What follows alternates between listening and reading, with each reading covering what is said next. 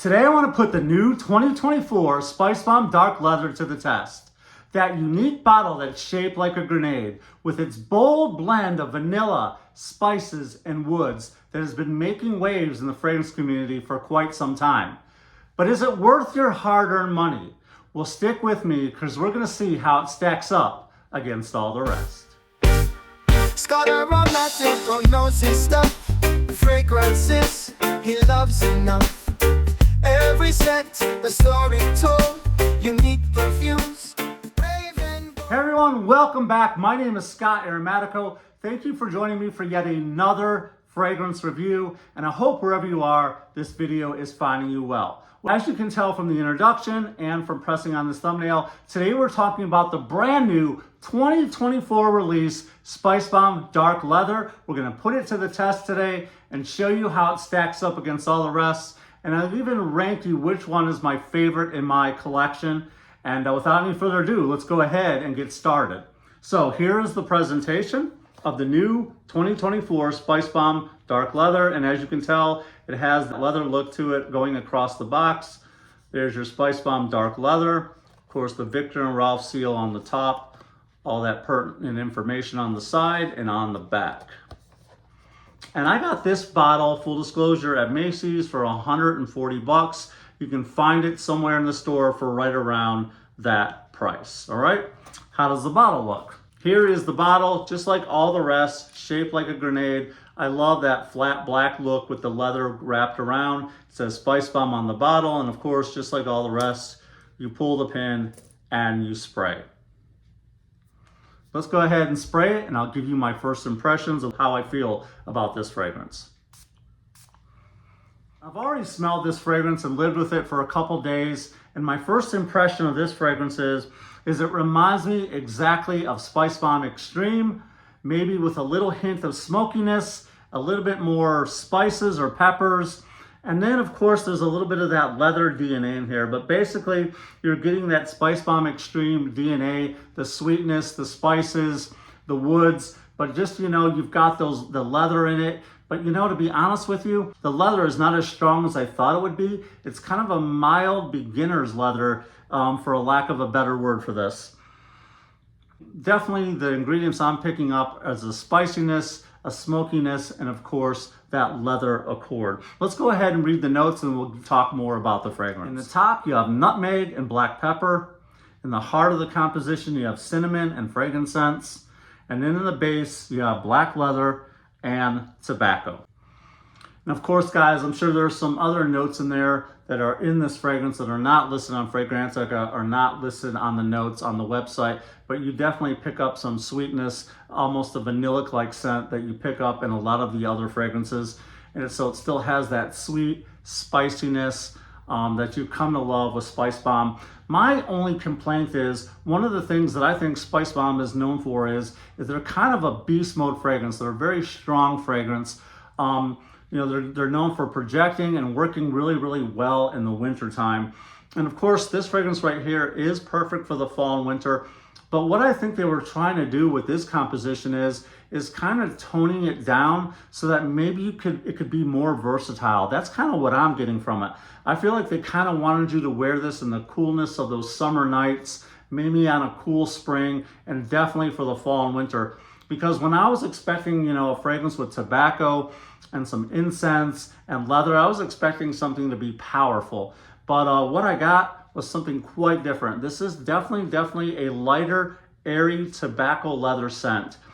And I was expecting something more dark and mysterious and strong and vibrant and in your face, and it's not that at all. So for those of you who are kind of looking for a leather fragrance that's easy, that's a beginner fragrance, this might do the trick for you.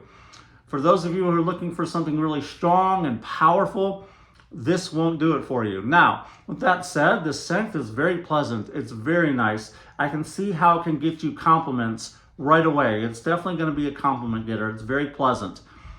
But performance is an issue here. If you're looking for something beast mode for $140, this is not the fragrance for you. If you're looking for something around that 4 to 6 hour mark, then you'll like this one because it's definitely somewhere around the 4 to 6. And I'd say this projects at about an arm's length for an hour. And then after that, it kind of becomes a skin scent. So it's more of an intimate setting. Would you smell this on somebody? It's definitely not going to project off the skin. So this is kind of a mild, tamer spice bomb in my opinion. And so for that reason, it's not one of my favorites. Now I do love the scent and I am a collector, so I'm more than happy to have this in my collection and I will wear the heck out of this. It's just that I'm gonna have to wear a lot of sprays because I am an oversprayer anyway, so I guess that'll fit right in with what I do. But yeah, this is definitely one of those ones you're gonna have to overspray. Great scent. If you love that extreme DNA, you'll love this. Add a little bit of light leather, add a little bit of smokiness, add a little bit of pepperiness for this and spiciness, and this is what you have with the new Spicebomb Dark Leather. Definitely not what I expected. I expected something more beast mode, something more extreme, something more powerful, and I got something more light and airy and pleasant, more like a beginner's leather is kind of what I got with this. With that said, it's a nice fragrance. On a scale of 1 to 10, I'll give this one a 7. Would I recommend you buying it with your hard-earned money? Man, that's hard for me to say. But I'll go out on a limb and say, no, I wouldn't recommend it unless you're just a collector. But definitely don't take my word for it. Go down to your local Dillard's or Macy's or Belk's or wherever you live in the world and definitely test this out before you buy it to make sure this one is right for you. Now, compared to all the spice bombs I have, how would I rank them? Well, still coming in at number 1 is this bad boy right here. For me, Spice Bomb Extreme is always going to come in at number 1. That is my favorite. Then coming in at number 2 is the Eau de Parfum Night Vision by Spice Bomb. I love this one. I love the apple note, green apple note in here. I love the vanilla. This one comes in at number 2. Then the OG, the original, comes in at number 3 for me. And then coming in at number 4 is Infrared. And then I would say Dark Leather would come in at number 5 for me. Again, not trying to hate on the fragrance. I'm just giving you my honest thoughts, my honest opinion. For 140 bucks, I know a lot of you are going to want this to perform better than what it does. But for those of you who like light, airy fragrances and you don't like to turn heads and you're not an attention getter, you just want to fly under the radar, this would be the perfect beginner leather fragrance for you. A little bit of incense, a little bit of spices. You got that same sweet DNA, perfect for the fall and winter. And again, my thought process is they were definitely trying to make something a little bit more versatile that you could wear in all year round, maybe in the coolness of the summer, the coolness of spring. So I think that's why they dialed this back and made this a little bit lighter. I also suspect that since this is Eau de Parfum, we will be getting a Parfum version that is so much stronger and more powerful.